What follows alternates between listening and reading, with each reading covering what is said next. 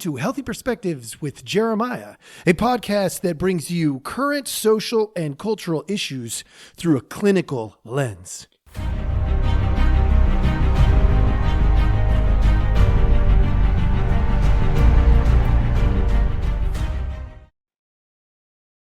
Hello. For those of you who are brand new, thanks for joining us. And for those of you who are returning, welcome back.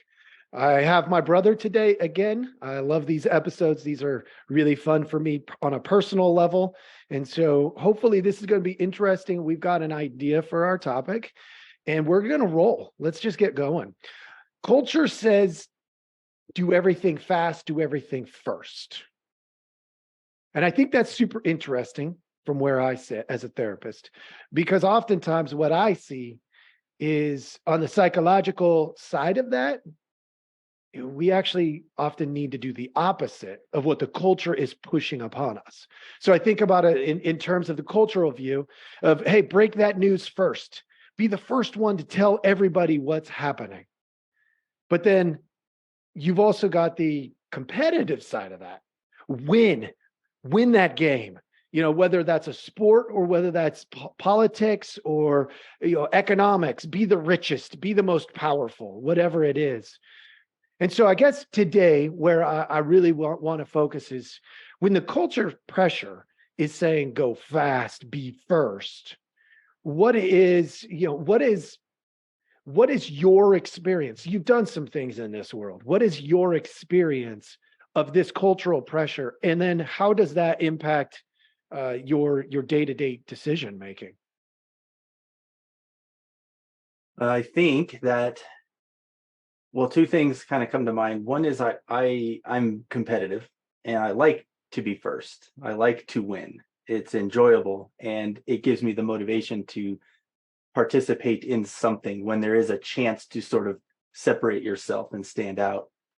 But then the part that pulls back on that a little bit is on the sports side, on the sports side, it makes sense. But in the social world, maybe it doesn't make as much sense because the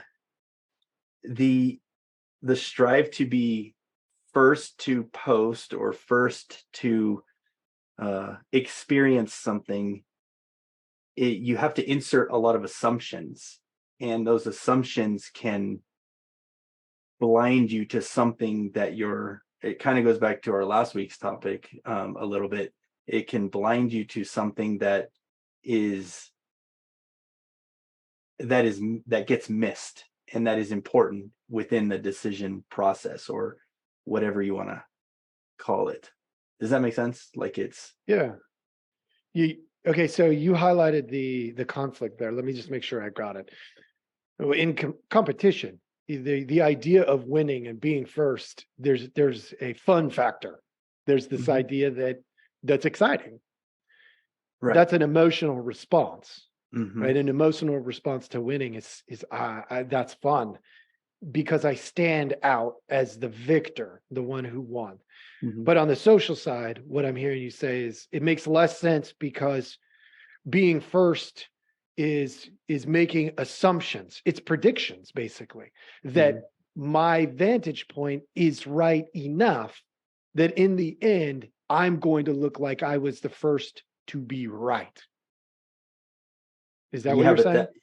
But what sense does that make? Because first you have to define right as somehow winning. And that's a hard leap, I think, to make, because right has to be defined, and then right has to be codified as winning. And so I don't know. I don't think that's right. Okay. Because what is right? What is right? Yeah, I mean, so you're talking, that's where the assumptions and the bias comes in. Okay, yes, right, correct. So if you're making the assumption that you know better than others, that may be one of those birthplaces of the superiority stuff we see in the culture. Could be. Yeah. So how do we tame that? Hmm. Uh, well, I think one of our earlier conversations a month ago or more is don't have answers, have questions. And if you, because you can't be right unless you're asking the correct questions to move towards some sort of agreed upon truth of some sort, whatever that means. Even it's you're trying to be curious enough to wonder what's worth talking about, and then you have to have the right questions to drive down that path to then discover what may be right, uh within a society or within a culture. And so if you just try to seek those answers, then the stuff from last week, that confirmation bias, starts to creep in, where you're just looking to prove what you think you already know. And so you can't do that. So you have to stick with questions. You have to stick with that wonder of, hey, could this be? What Yeah, would it be if this was the case? And does yeah, that make sense, kind of a thing? for sure. Okay, so I'm gonna do something. I don't know. Chances are, for all the audience folks out there, my brother does not probably watch all of my podcasts. So I got a little thing for him that I have gone over in the podcast before, Okay. but I want to do it live time because this is actually interesting. You're talking about asking the right question. Mhm. So I'm gonna try to ask you a question and see what happens from this. All right. So can you see this image?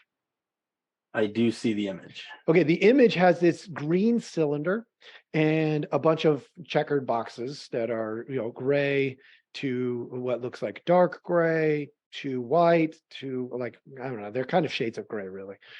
But the question I have to ask you is A and B that's on the screen.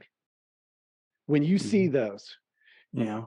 what's the question you would ask about those? What question would I ask about A Yeah. and B?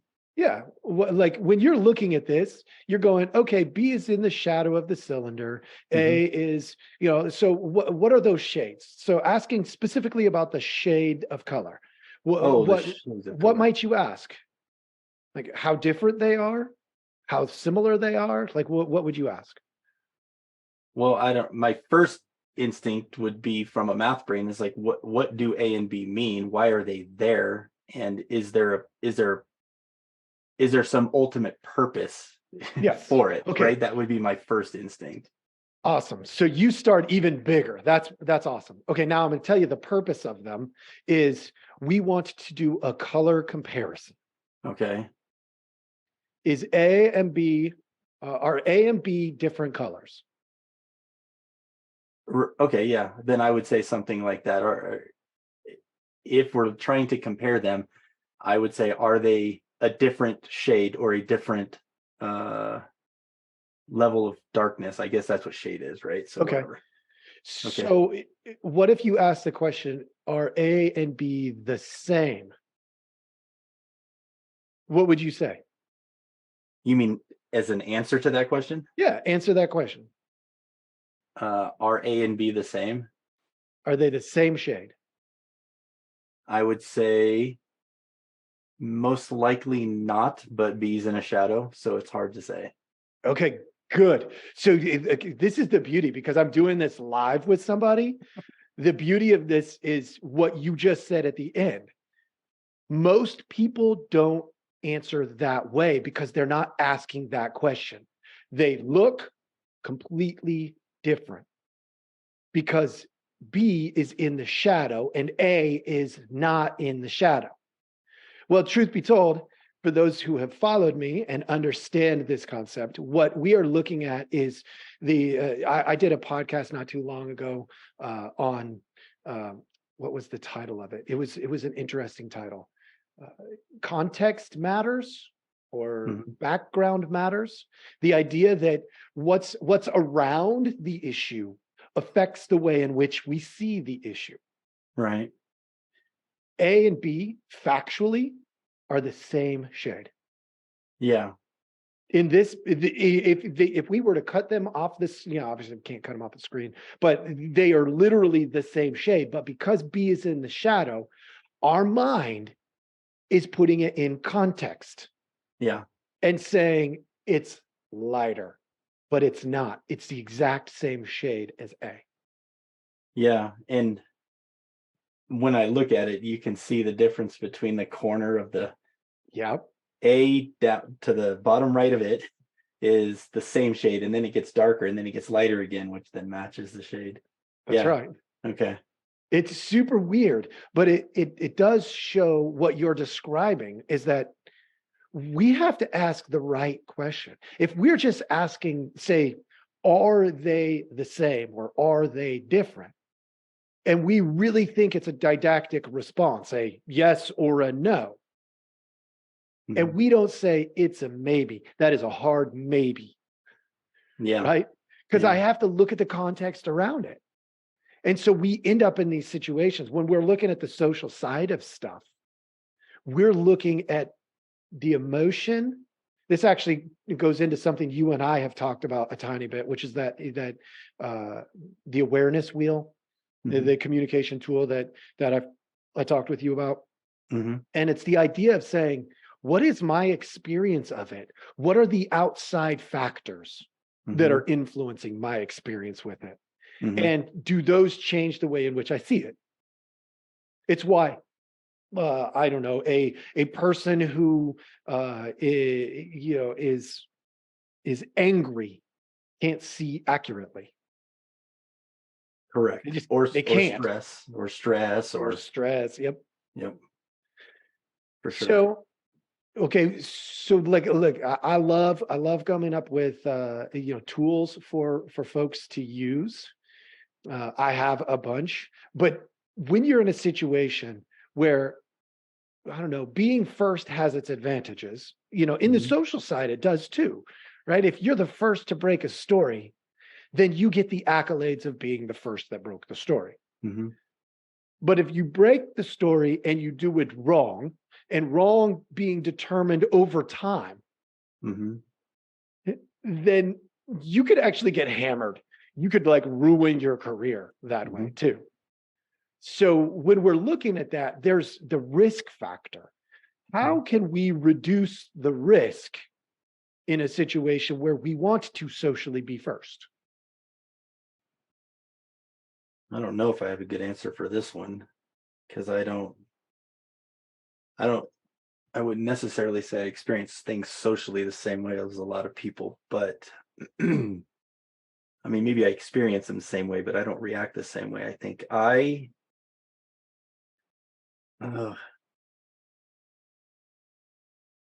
I like to have knowledge. I like to know, I guess, more or less what I'm talking about before I say something. Uh, at least to a certain degree, and then I like to learn more as I talk about it out loud. But I don't like to say things definitively.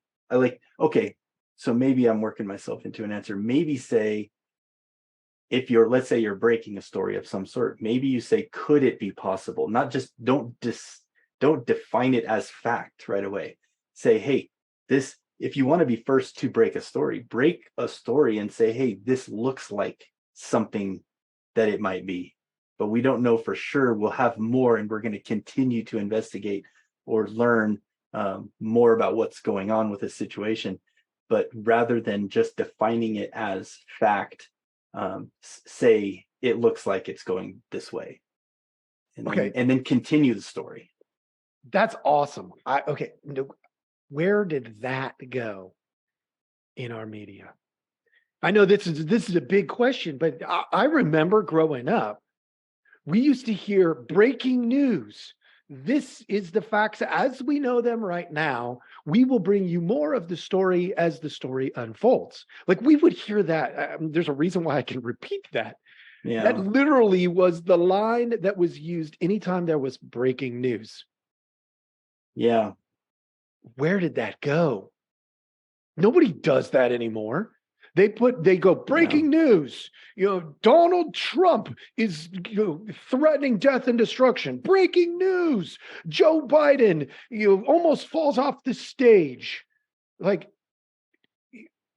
I mean, you go and look at it and you're like, probably not true.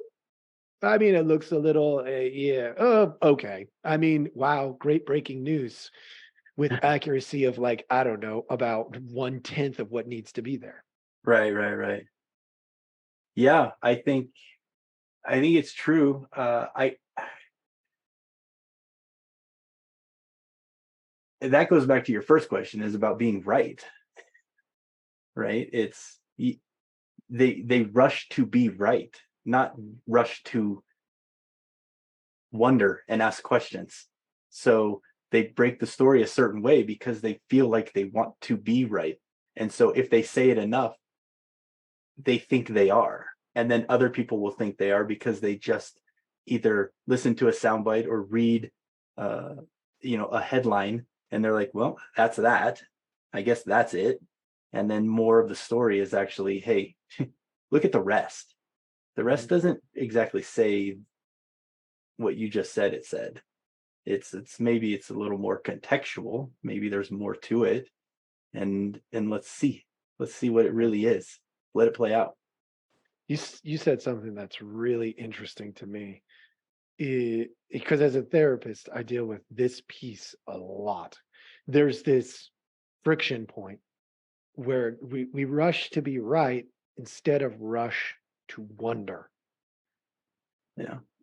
Both of them take us in the same exact direction, but they have totally different social outcomes. So here's what I want to just tease this out a little bit.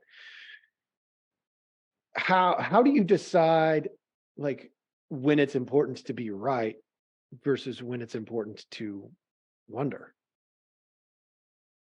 I think you want to be right when it's life or death. You want to wonder when it's not.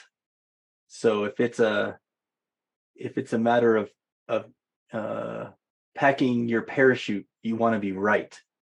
You don't want to wonder if it's packed. You want to know that it's packed.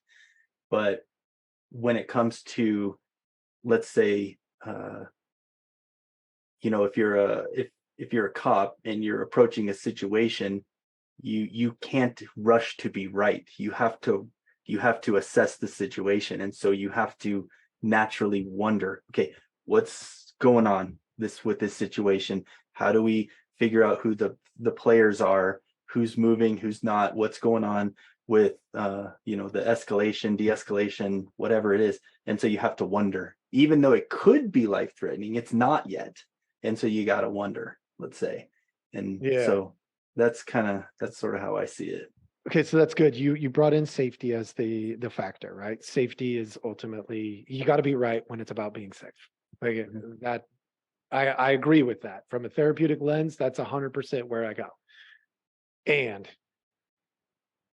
feelings of safety. There's different levels to safety, right? There's environmental safety, right? Like the idea that our environment is safe.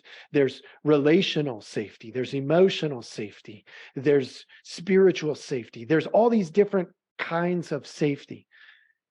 And my experience from where I sit could be completely different when it comes to safety than yours. I could literally believe I'm about to die. And you could be looking around going, no, we're safe. Okay. Yeah, true. Our experiences definitely play into that. Okay. So when we're looking at that, how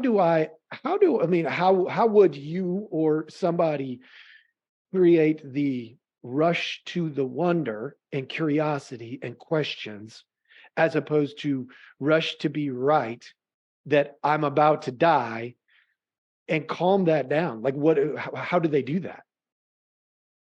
You got to have people you trust around you. It's that community that you need to then bounce things off of them, to say, hey, if you feel unsafe, ask.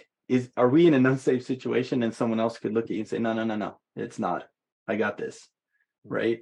And that can be in any of those environments that you said, whether it's social, emotional, behavioral, what else did you say? I forget, but relational, With relational, spiritual, like there's a whole spiritual, bunch right. of them. Mhm. So it's Okay.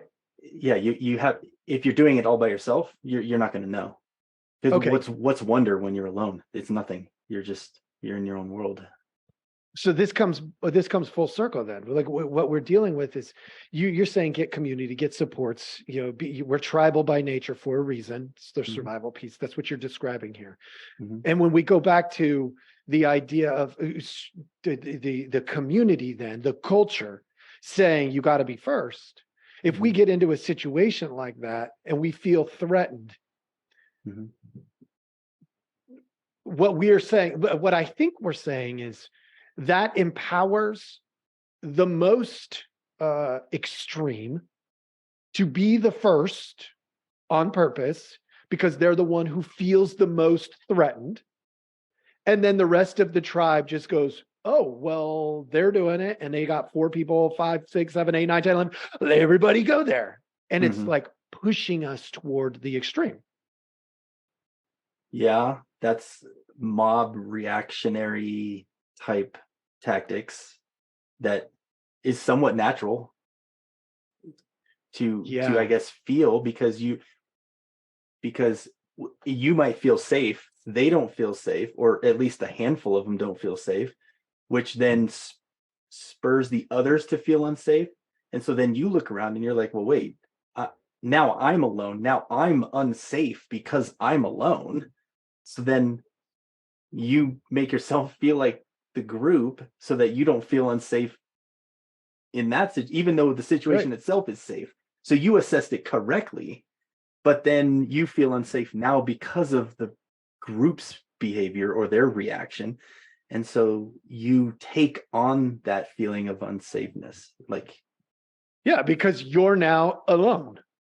Right, which is a completely different form of unsafe than the situation presents for you. Right. So in the world of, say, like horses, because we grew up with horses, they're pack animals. They run together like dogs run together. In the event that a horse was right about assessing the safety of a situation, but the herd takes off anyway, that horse runs with them unless something else happens. There's something that could happen that could make them change their mind. What might that be?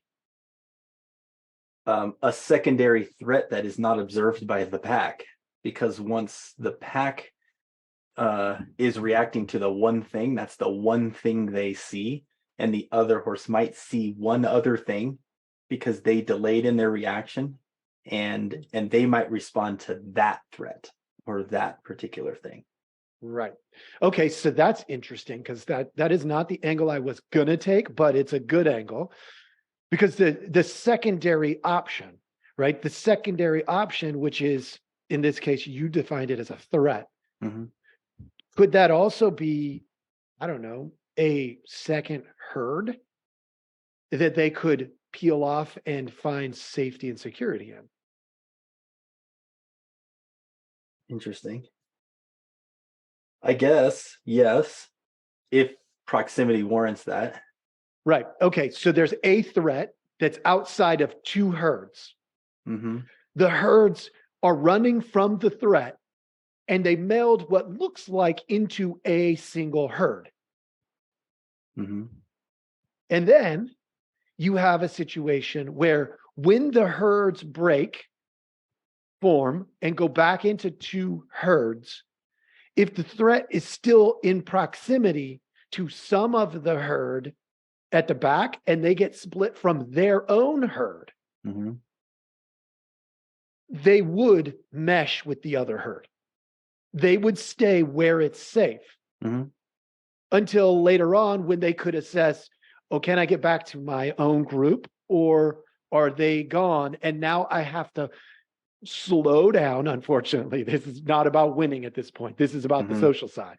I have to join the new group, which means I got to find a way to build to have them build confidence in me and to build confidence in them so that I can be part of this because I just know I can't be all alone.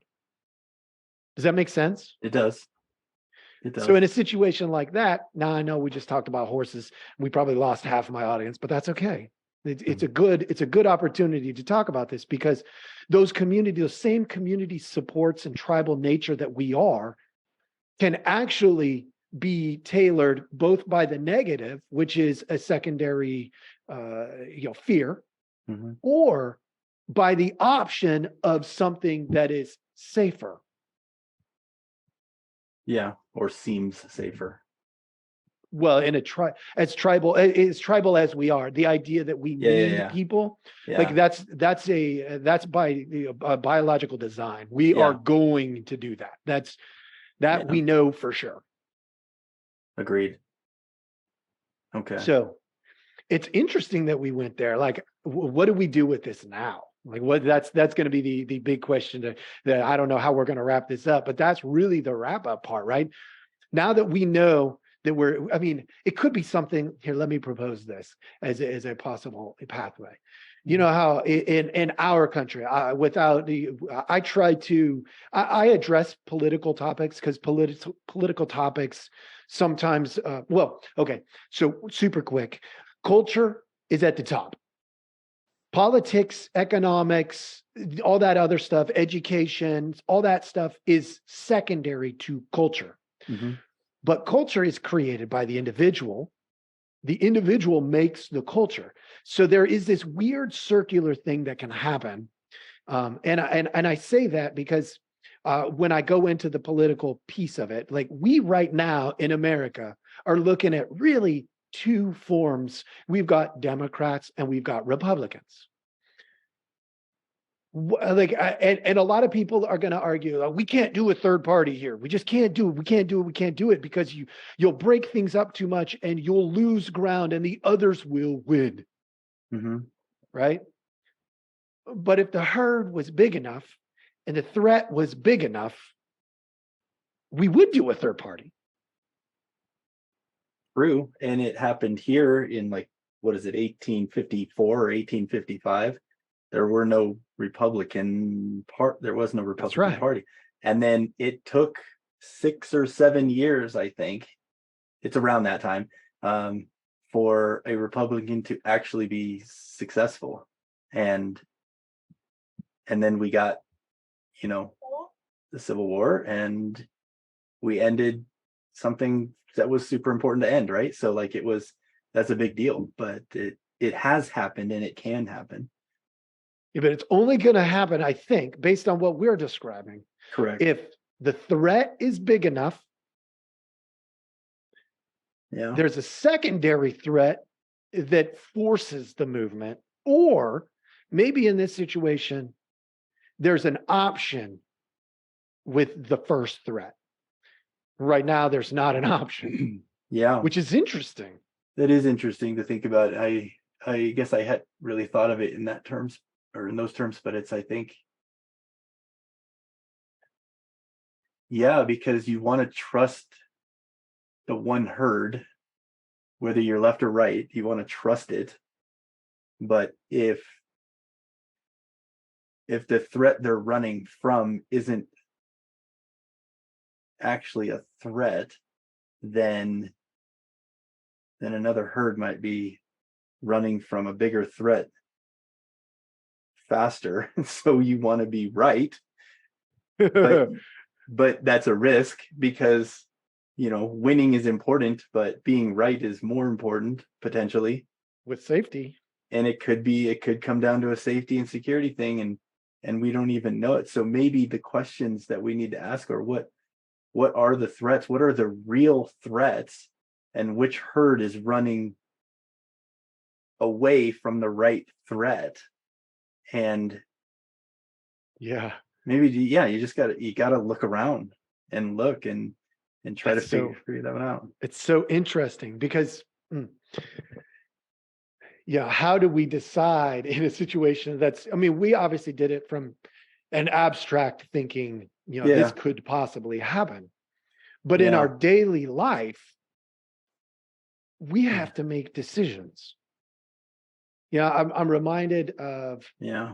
of the circle of concern, circle of influence that comes out in the 7 Habits of Highly Effective People. The idea of I got to be able to filter out like this is real, this is not. And if I can't do that, then I have no choice but to stay the course because I'm Right. safer with the group.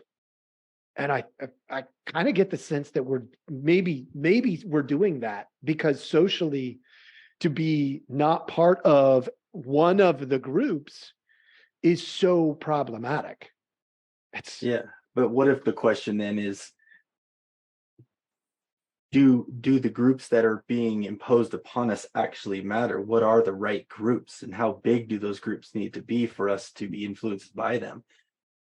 Right? Because if you have a like a herd of elephants, well, the mother elephant sees its smallest group as its child, right? And so that would be like us and our family. That's our most important group.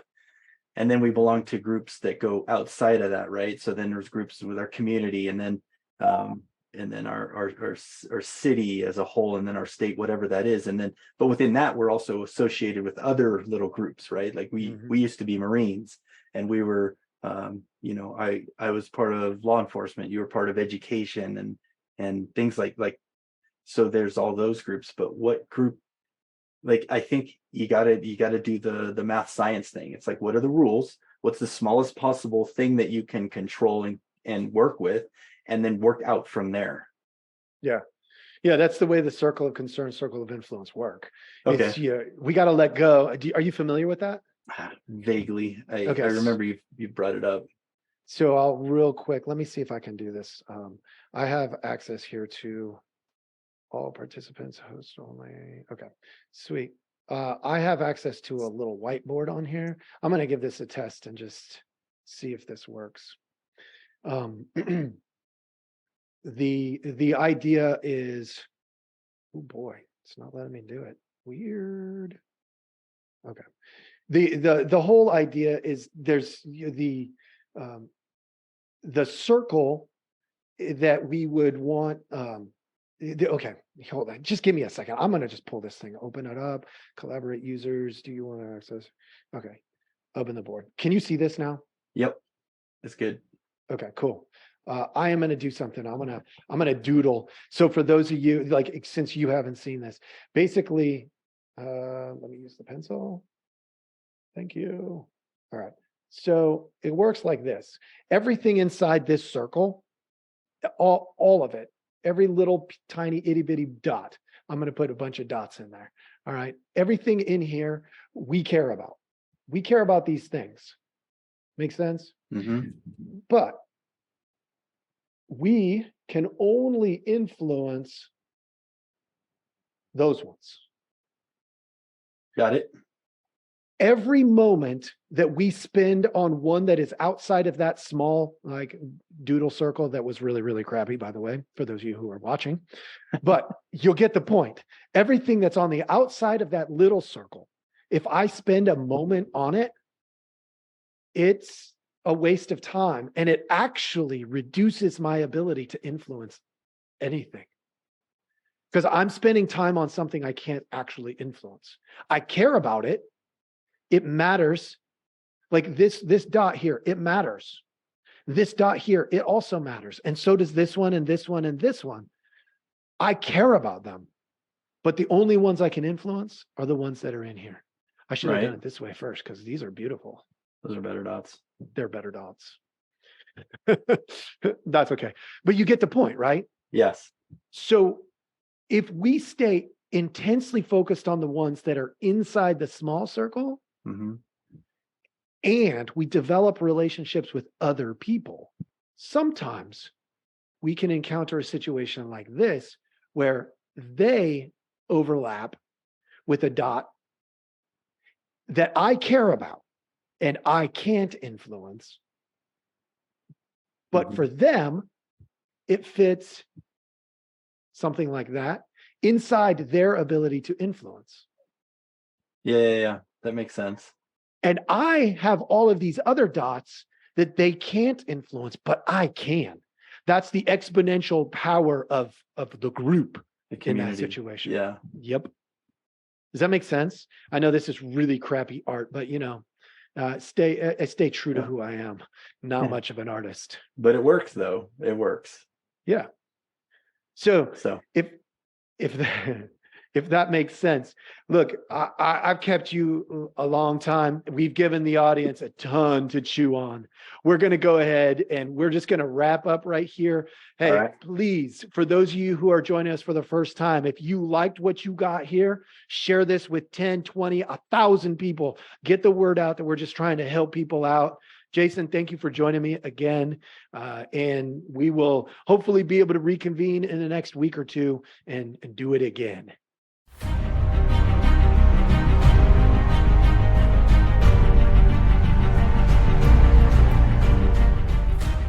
Thank you for listening. We hope you enjoyed the show. Take a look at the details of our podcast for links to our website and other helpful information.